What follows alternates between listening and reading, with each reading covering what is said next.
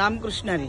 श्री विठ्ठल रुक्मिणी मंदिर समिती पंढरपूर याच्या वतीने 2018 पासून निर्मलवारी व हरितवारी असा प्रकल्प सुरू करण्यात आलेला आहे.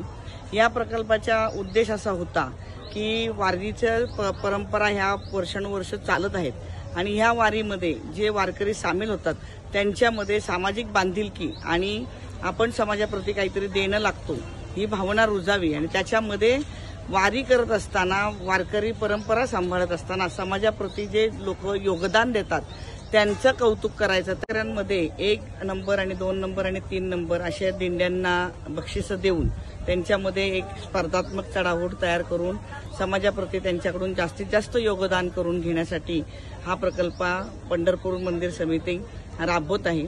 गेली 7 वर्षे हा प्रकल्प राबवत असताना विविध दिंड्यांशी संपर्क करण्यात आला. विविध दिंड्यांच्या कामाची व कामकाजाची माहिती समितीला झाली.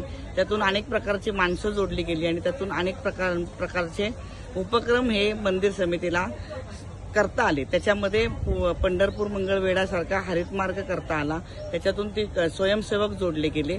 अशा प्रकारे विठ्ठल रुक्मिणी मंदिर समिती ही अतिशय चांगल्या प्रकारे हा हरितवारी व निर्मल वारी दिंडी पुरस्काराचा उपक्रम हा साजरा करत आहे.